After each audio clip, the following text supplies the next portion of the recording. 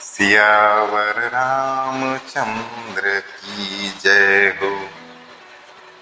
आप सभी श्रद्धालु प्रभु श्री राम के परम भक्तों का मेरे इस चैनल में पुनः एक बार आपका हृदय से स्वागत है। और अभी हम लोग कल जहां पंक्तियां छोड़ी थी गोस्वामी तुलसीदास जी कृत रामचरितमानस का, उससे आगे बढ़ेंगे। संदर्भ पे थोड़ा बात कर लें कि प्रभु श्री राम का अवतार हो चुका है। अयोध्या में जम के खुशियां मनाई जा रही हैं और उन्हीं मनाई जाने वाली खुशियों का आगे वर्णन है। गृह गृह बाज बधाव शुभ प्रगटे सुषमाकम हरसवंत सब जहतः नगर नारी नर वृंद। घर घर मंगलमय बधावा बजने लगा क्योंकि शोभा के मूल भगवान प्रकट हुए हैं।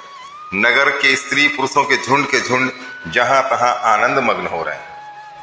कै सुता सुमित्रा दो सुंदर सुत जनमतम भय ओ वह सुख संपत्ति समय समाजा कही न सकई सारद ही राजा। कैकेयी और सुमित्रा इन दोनों ने भी सुंदर पुत्रों को जन्म दिया। उस सुख संपत्ति समय और समाज का वर्णन सरस्वती और सर्पों के राजा शेष जी भी नहीं कर सकते।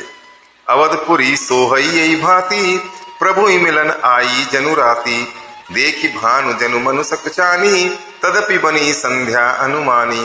अवधपुर की पुरी इस प्रकार सुशोभित हो रही हो मानो रात्रि प्रभु से मिलने आई हो और सूर्य को देखकर मानो मन में सकचा गई हो, परंतु फिर भी मन में विचार करो मानो संध्या बनकर रह गई। क्या उपमा है!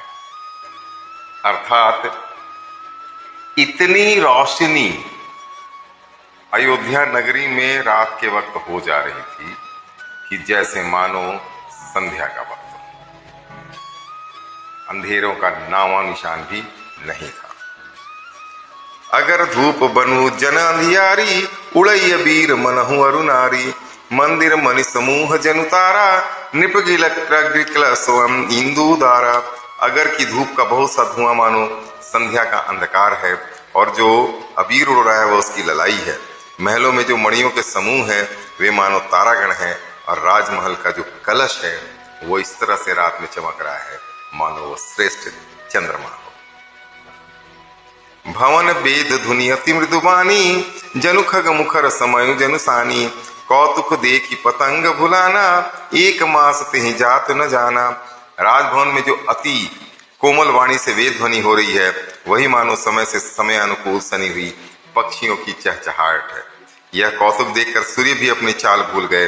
एक महीना उन्होंने जाता हुआ न जाना, अर्थात उन्हें एक महीना वहीं बीत गया।